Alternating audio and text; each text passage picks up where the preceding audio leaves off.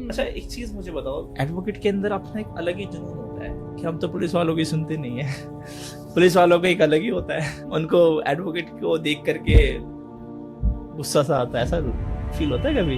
हमारी कोई ऐसी शत्रुता नहीं है। Behave yourself and get out. ये मेरा प्रीमिसेस है। Get out, get out, I said get out. अगर कोई राइडर या बाइकर कोई पुलिस वाले की वीडियो बनाता है और उसका फेस शो करता है, तो क्या वो लीगली वॉयलेशन? लीगली वायलेशन बिल्कुल नहीं, आप फेस और नेम प्लेट दोनों ही है, ये बिल्कुल भी वायलेशन नहीं है। ऑनलाइन चलेगा डिजी लॉकर की? नहीं चलेगा। ये नाम दिखा दो। ओए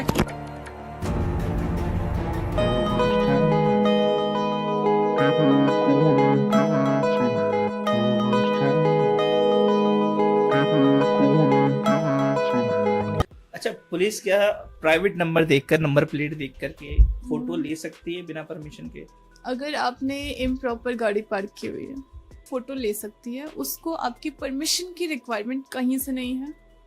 ये जो है उसकी पावर्स हैं कि अगर आपने कोई भी लॉ वायलेट किया तो वो आपकी बिना परमिशन के आपकी फोटो लेगी। अच्छा आप बताओ, नॉर्मली अगर हमारी बाइक कहीं रोड पे खड़ी है, हाँ, बट वो पार्किंग का तो कोई सीन ही नहीं है वहाँ पे, फिर भी अगर वो जगह पार्किंग के लिए अलाउड नहीं है तो वो फोटोज ले सकती है। ले सकते? अगर फिर भी आपको लगता है कि अननेसेसरली फोटो ले रहे हो तो आप उसके पास जाइए, उससे पूछिए कि सर आप मेरी फोटोज क्यों ले रहे हो मेरे व्हीकल की। वो बता देगा क्या रीजन है। लेकिन वो फोटोज ले सकता है, आप उससे मना नहीं कर सकते। और आपकी परमिशन की उसे कहीं से रिक्वायरमेंट कोई जरूरत नहीं, कोई जरूरत नहीं। सुन लो पुलिस वालों। ओके ठीक है। अगर कोई राइडर पे एक्सीडेंट का फॉल्स ब्लेम लग जाए तो तुरंत उसे क्या एक्शन लेना चाहिए, क्या स्टेप लेना चाहिए राइडर्स को या बाइकर्स को उस कंडीशन में? फॉल्स ब्लेम एक्सीडेंट का लगता है तो आप इमीडिएटली 112 पे कॉल करिए और बताइए कि यहाँ पे ये सिचुएशन है और मेरे ऊपर ब्लेम लगाया जा रहा है। वहाँ पे पीसीआर वैन आपके पास आएगी, इमीडिएटली आएगी और आसपास जो भी कैमरा होगा उसे चेक किया जाएगा। ठीक है, आप घबराइए मत। उस सिचुएशन में घबरा के या लड़ाई करके कोई फायदा नहीं है। आप क्वाइटली 112 पे कॉल करिए। अच्छा, PCR van, the police officers, अगर कहीं कैमरा ना हो तो? अगर कहीं, वही इसीलिए मैंने पहले कहा था कि आपका जो डैश कैमरा वो बहुत रिक्वायरमेंट है, यहाँ पे बहुत रिक्वायर्ड है कि वो अगर होता है तो आप इससे बच सकते हो, इन तरीके की सिचुएशन से बच सकते हो। डैश कैम बहुत इंपॉर्टेंट है आजकल तो। इस पे भी लोग, पुलिस वाले बहुत से चिढ़ जाते हैं कि भाई क्या लगा रखा है, कैमरा हटाओ। नहीं, वो आपका लीगल राइट है, आप लगा सकते हो कहीं से भी। वो इनवैलिड नहीं है, अनलॉफुल नहीं है और कोई डैमेज नहीं करता है आपकी चलाने में गाड़ी को, ना सामने वाले को कोई डैमेज करता है। ठीक है, वो लगाना आपके लिए ही सेफ्टी मेजर्स में। अच्छा, अगर पुलिस कैश में फाइन लेने की कोशिश करे बिना रिसिप्ट दिए तो हम क्या कर सकते हैं? अगर बिना रिसीट दिए वो कैश फाइन ले रहा है, इसका मतलब वो कैश फाइन नहीं ले रहा है, वो कैश घूस ले रहा है आपसे। आप उससे स्लिप की डिमांड करिए और स्लिप की डिमांड करते हुए आप उसको रिकॉर्ड कर लीजिए कि सर आप मुझसे फाइन तो ले रहे हो, कैश में ले रहे हो और आप मुझे कोई स्लिप नहीं दे रहे हो, इसका मतलब आप मुझसे घूस ले रहे हो। ठीक है, वो आपसे कोई फाइन नहीं ले रहा है, वो घूस ले रहा है। कैश में आप, अगर आपको स्लिप मिलती है चालान की तो ही आप पेमेंट, कैश, कार्ड, ऑनलाइन जैसे हो आप उससे पेमेंट का मेथड पूछ के कर सकते हो। अगर आपको लगता है आपको नहीं करना है पेमेंट फाइन, आप उससे बोलो कि सर आप चालान काट दो और मैं कोर्ट में जाके फाइन भर दूंगा, मैं कैश नहीं दे सकता। आप जैसे आप भी दिल्ली से ही हो, तो दिल्ली में चलती सबसे कॉमन ट्रैफिक लॉ वॉयलेशन क्या है जो नॉर्मली है? सबसे कॉमन देखा जाए दिल्ली में सबसे पहले पार्किंग की बहुत कमी है, इस वजह से इम्प्रॉपर पार्किंग के चालान बहुत कॉमन है। नहीं, वायलेशन क्या है? वायलेशंस, इम्प्रॉपर पार्किंग के वायलेशंस बहुत कॉमन है, ओवर स्पीडिंग के वायलेशंस बहुत कॉमन है। लोग लेट निकल रहे हैं और बहुत सारे लोग लेट निकल रहे हैं, सबको जल्दी जाना है, वो जिगजैग ड्राइव करके और चाह रहे कि बस मैं पहुंच जाऊं, मुझे कोई मतलब नहीं है कि यहाँ पे क्या स्पीड लिमिट दे रखी है 40 से 50, मैं तो 60 पे चलाऊंगा, मेरा बॉस मुझे मारेगा।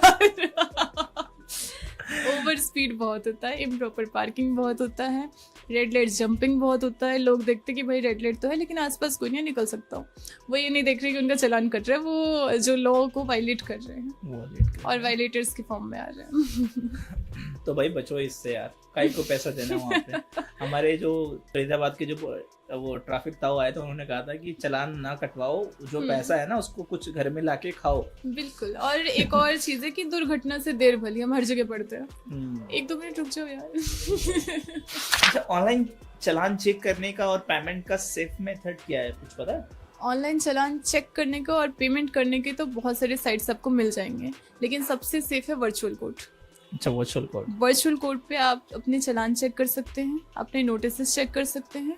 अच्छा, 2 चालान, एक तो चालान होते हैं और एक कैमरे का जो होता है वो नोटिस में आता है। कई बार ऐसा होता है कि हम चालान पे कर रहे हैं फिर भी चालान दिख रहा है, तो वो नोटिस है। अच्छा, तो आपको नोटिस भी चेक करने होते हैं, चालान भी चेक करने होते हैं, और आप वहीं पे पे कर सकते हो। आप अपना चालान नंबर डालोगे और जो जैसे आपके फोन पे ओटीपी आएगा, जो रजिस्टर्ड नंबर है उस व्हीकल पे, उस पे ओटीपी आएगा, ओटीपी डालिए, पेमेंट करिए, 1-2 मिनट रुक जाइए, बैक मत करना, ठीक है। 1-2 मिनट वेट करिए, आपका पे हो जाएगा और आपके पास प्रिंट का ऑप्शन आ जाएगा, जो आपने चालान पे किया चालान नंबर के साथ आ जाएगा, इस चालान पे इतने अमाउंट की पेमेंट हो चुकी है। अच्छा, अगर कोई राइडर अपनी बाइक किसी को देता है और चालान उसके नाम पे लगता है, तो उसका रिस्पॉन्सिबल कौन होगा? कॉज जो जिसको दे रहे चलाने के लिए वो पर्सन रिस्पॉन्सिबल होगा, क्योंकि आप किसको दे रहे हो चलाने के लिए ये पुलिस वाले नहीं आएंगे चेक करने, ये तो आपको चेक करना है कि उसके पास उससे चलाना आता है नहीं आता है, उसके पास लाइसेंस है, ड्राइविंग लाइसेंस है, आरसी है कि नहीं है, ठीक है। मान लो आप मेरी बाइक लेके चले गए, हाँ, ठीक है, आपने चालान करवा दिया, तो उसका रिस्पॉन्सिबल कौन है? उसके रिस्पॉन्सिबल आप भी हैं, मैं भी हूँ। आप ज्यादा हैं क्योंकि आपने ये चेक नहीं किया कि मैडम को चलाना आता है कि नहीं आता है, आपने मुझे अपनी बाइक दे दी और मैंने जाके कहीं ठोक दी। अगर आपका इंश्योरेंस फेल है तो आप जिम्मेदार हो, अगर आपका पोल्यूशन फेल है आप जिम्मेदार। इसके अलावा अगर कुछ भी है तो राइडर जिम्मेदार है, उसके लिए आपको चेक करना पड़ता है कि उसको चलाना आता है नहीं आता, उसके पास लाइसेंस है नहीं है, उसके बाद आप किसी को दें, अदरवाइज मत दें। और ये जो चलान है दोनों के नाम से आता है, राइडर और ओनर दोनों के नाम से चालान आता है। अगर व्हीकल पे दोनों को करना होता है, एक को करना होता है? जब आप कोर्ट में जाते हैं पे तो एक ही को करना होता है, दूसरा जो है अल्टीमेटली जैसे आप कंडन कर देते हैं, माफ कर देते हैं, लेकिन चालान जो दोनों के नाम से आता है। और इसमें भी लोगों को कंफ्यूजन होती है। I am spitting the facts कि जैसे आपका पोल्यूशन फेल्ड है, ठीक है, आपका 10,000 का चालान आया, लेकिन चला कोई और रहा था, और जनाब आपके नाम से भी चालान आ चुका है, और जो उस टाइम चला रहा था उसके नाम से भी चालान आ चुका है। आपको 2 चालान देखेंगे 10-10 हज़ार के, दैट इज ऑफ 20,000। उसे जब आप पे करने के लिए किसी थर्ड पर्सन को इन्वॉल्व करते हैं, जैसे कि आजकल Car24 इस तरीके की कई सारे ऐप्स हैं कि साइट्स हैं जो आपको कहते हैं कि मैं आपको चालान पे करके दूंगा, और कई वकील भी, I am so sorry to tell you that, अपनी बात भूल जाते हैं। नहीं, अपनी बात नहीं कई वकील से, नॉट आई एम, ओके। सो वो क्या कहते हैं कि आपके 20,000 के चालान है, आप मुझे 20,000 दो और मैं आपको चालान डिस्पोज ऑफ करके देता हूँ।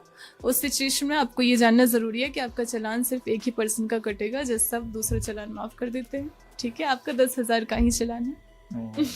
That's good. नंबर प्लेट का जो फॉन्ट होता है कई बार कुछ स्टाइलिश लगा लेते हैं, तो क्या चालान उस पे भी है? नंबर प्लेट के फॉन्ट पे चालान है, ठीक है। आप उस पर कुछ भी, कोई टूटा हुआ है या कुछ भी है, आप उसे रिपेयर करिए, आप ऐसे नहीं चला सकते, आप उस पर चालान है।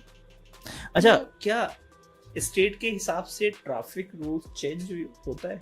नहीं, MV एक्ट जो है वो पूरे इंडिया में लगा हुआ है और पूरे इंडिया में सेम एक ही MV एक्ट चल रहा है, ठीक है। MV मतलब मोटर व्हीकल एक्ट, ओके, ठीक है। तो इसमें किसी, हाँ, स्टेट का ये है कि अगर जैसे कुछ चालान यहाँ पे 1,000 के हैं, तो कुछ स्टेट के पास ही पावर है कि वो चालान 500 रुपए में कर सकती है, 1,000 है तो 500 में कर सकती है, बट ऐसा नहीं कि 1,000 है तो 1,500 में कर दे, कम कर सकती है, ज्यादा नहीं कर सकती, बट वो कॉस्ट इम्पोज पे ही कुछ कर सकते हैं। अदरवाइज जो एक्ट है, जो सेक्शंस हैं, वो सारे स्टेट में सेम है, एक ही MV एक्ट सारे इंडिया में लगा हुआ है। अच्छा, अगर किसी सिटी का पुलिस ऑफिसर दूसरे स्टेट के राइडर का चालान कर सकती है? बिल्कुल कर सकती है।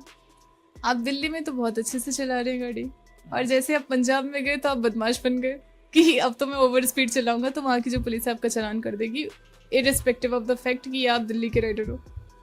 तो आप जिस भी स्टेट में जा रहे हैं, प्लीज ट्रैफिक रूल्स का पालन करें, वायलेट ना करें।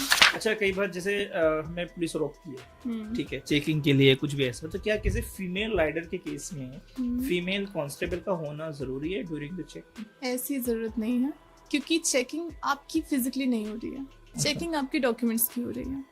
तो उस सिचुएशन नहीं, में कई बार रोकते हैं, कई बार सामानों वगैरह चेक भी करते हैं ऐसे। हाँ नहीं, तो उसमें वुमेन कांस्टेबल की होने की रिक्वायरमेंट नहीं है। वो फिजिकली आपको आपकी बॉडी पार्ट्स को टच बॉडी नहीं पार्ट करेंगे। तो बॉडी पार्ट्स जहाँ टच होते हैं वहाँ पे वुमेन कांस्टेबल की जरूरत है।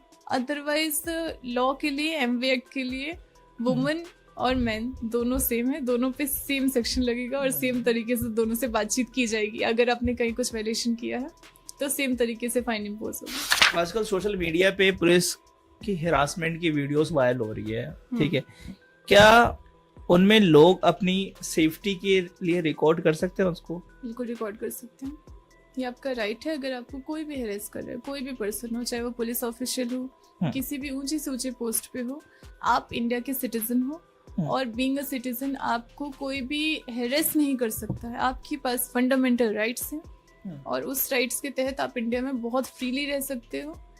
तो इवन नॉट ओनली इंडियन, अगर कोई फॉरेनर भी हमारे कंट्री में आ रहा है और यहाँ राइड कर रहे हैं तो उसे हेरेस करने का किसी के पास राइट नहीं है। अगर कोई पुलिस वाला आपको हेरेस करे, आप उसे रिकॉर्ड करिए और उसके अगेंस्ट आप कंप्लेंट करिए। कैसे कर सकते हैं कंप्लेंट? कंप्लेंट करने के लिए जैसे कोई ट्रैफिक वाला आपको हेरेस कर रहा है तो डीसीपी ट्रैफिक पुलिस का साइट है ऑनलाइन, आप उस साइट पे जाइए, अपनी कंप्लेंट वहाँ पे मेल कीजिए, उनकी मेल आईडी भी है, और आप अगेन वो 112 पे कॉल करके वहाँ से मांग सकते हैं, वहाँ पे जाके कंप्लेंट कर सकते हैं कि सर इस रैंक का ये पुलिस वाला है, इसने मेरे साथ ऐसे बदतमीजी की है, ठीक है। बाकी तो आप डीसीपी ट्रैफिक पुलिस के पास जाके कंप्लेंट कर सकते हैं। अच्छा, एक्सीडेंट होने के बाद तुरंत एफआईआर लिखाना जरूरी है क्या?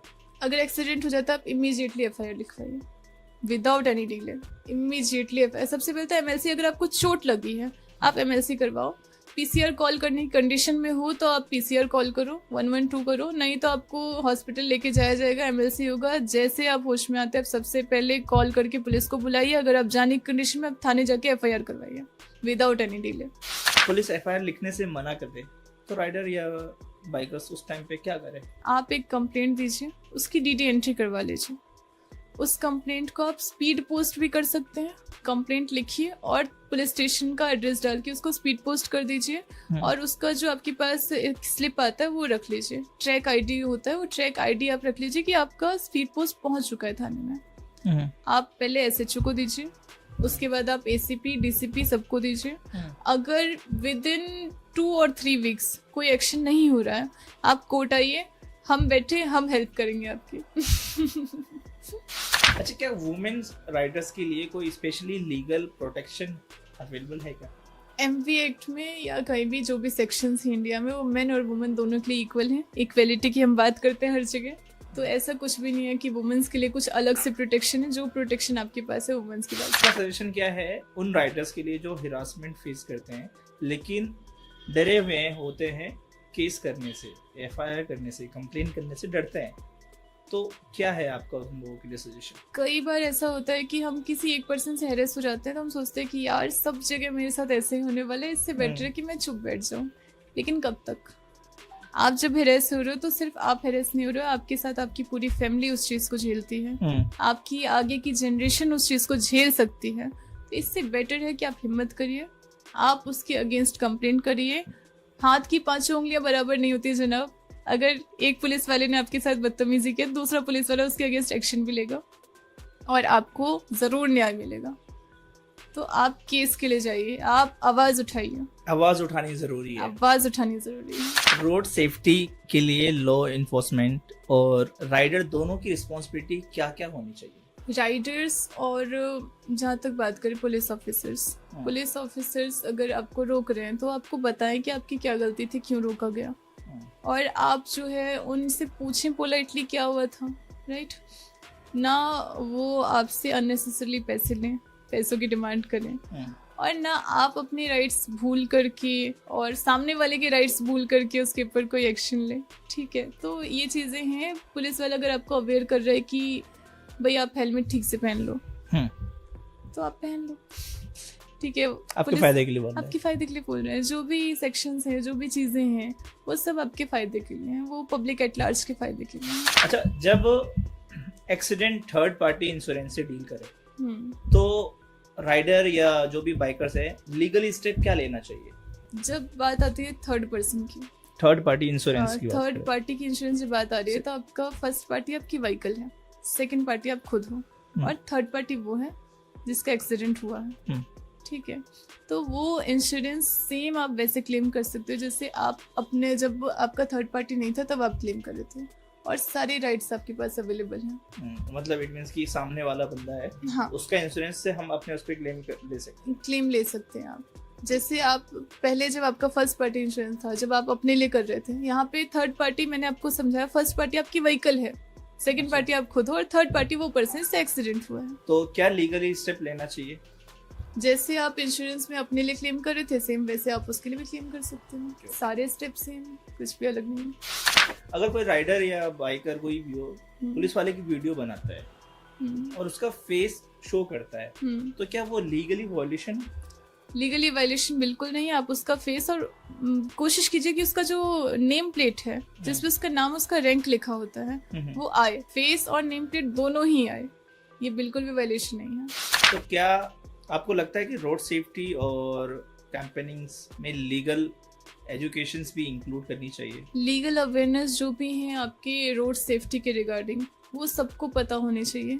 कई बार ऐसा होता है, हम व्हीकल खरीदते हैं, हमें बुकलेट मिलती है कि भाई इसे पढ़ लेना, और हम अपनी बिजी जिंदगी में से पढ़ नहीं पाते हैं। तो देखे भी नहीं है कि क्या है। फोटोज देखते हैं कि कैसे कैसी लगी, हम खुश होते हैं हमने कार खरीदी आज और चलो दोस्तों पार्टी करेंगे। वो बुक पता नहीं कब कहाँ दब के रह जाती है। अगर पुलिस वाले ट्रैफिक से कोई पोस्टर लगाते हैं, ठीक है, और लीगली चीज़ों को अवेयर करने के लिए कहीं ना कहीं ये कंडक्ट करते हैं, तो 10 मिनट कोई भी पर्सन अपनी लाइफ का दे सकता है वो सुनने के लिए और वो चीज़ पढ़ के समझने के लिए। तो लीगल अवेयरनेस होना बहुत ज़रूरी है। इसके लिए कुछ ना कुछ एक्शंस, कुछ ना कुछ स्टेप्स लेने चाहिए पुलिस ऑफिसर्स को भी, सो दैट हमारी जो जनता है वो उसे पढ़। कई बार तो आप ये सोचिए कि लिटरेसी रेट अभी भी है, लेकिन कहीं ना कहीं लैक ऑफ लिटरेसी भी है, तो वो बुक्स हर कोई पढ़ नहीं सकता है।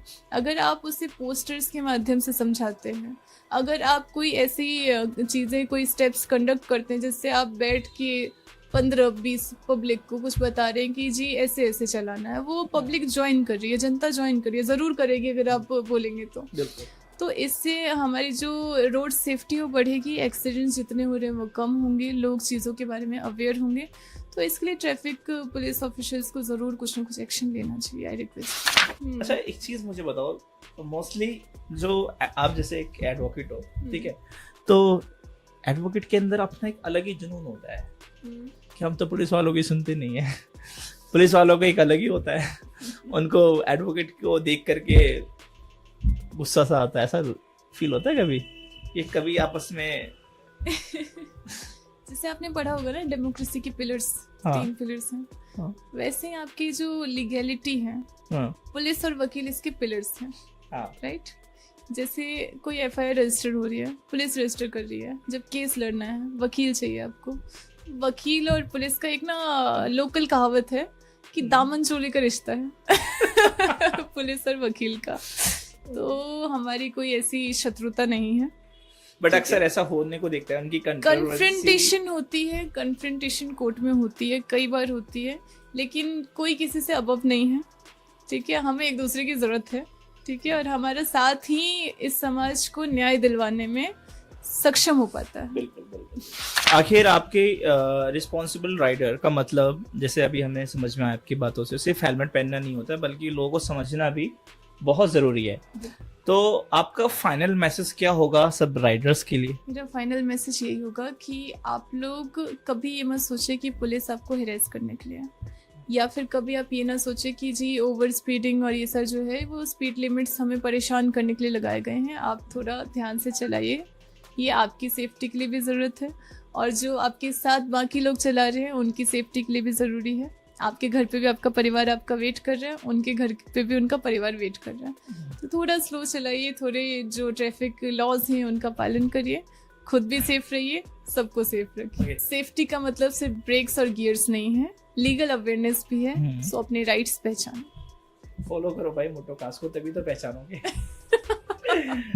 तो दोस्तों, ये थी हमारी एडवोकेट सुष्मा जी, जिन्होंने बहुत कुछ हमें बताया, समझाया। आई होप आपने बहुत कुछ सीखा होगा। आपको कोई इंस्टा हैंडल वगैरह है? हाँ। अगर कोई हमारे व्यूअर्स डायरेक्टली कुछ आपसे कंसर्न करना चाहे तो वो कैसे कांटेक्ट कर सकते हैं आपसे? For sure, advocate Sushma Chaudhary करके मेरा इंस्टाग्राम हैंडल है, आप वहाँ पे आइए, अपना सवाल रखिए और मैं पूरी कोशिश करूंगी जितना हो सके आपकी मदद करनी। ओके, तो सुषमा जी से आप जुड़े रहे। अगर आपको कुछ भी ऐसा होता है दिल्ली एनसीआर में, कहीं पे भी ऑल ओवर इंडिया में, तो इनसे आप मिल सकते हैं, ठीक है। जो भी कन्वर्सेशन है आप करो, इनसे जो कंसर्न करना है कर सकते हो, ठीक है। आपकी मदद ज़रूर करेंगे।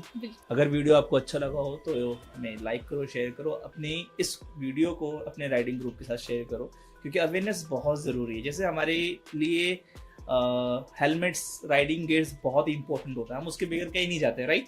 तो सेम इसी तरीके से ये जो नॉलेज है ना, ये भी एक गियर है, ये हमारे राइट्स है। हमें पता ही नहीं होता है, पुलिस वाला कहीं भी खड़ा करके कुछ भी पूछ लेता है, कुछ भी कर देता है, हमें क्या सर, अरे क्या सर, हमें अगर हमारे राइट्स का पता होगा ना तो हम वहाँ पे बोल सकते हैं कुछ, है ना। तो अगर वीडियो अच्छे लगे तो वीडियो को लाइक शेयर जरूर करना। मिलते हैं नेक्स्ट वीडियो में फिर किसी नए गेस्ट के साथ, जब तक के लिए बाय बाय।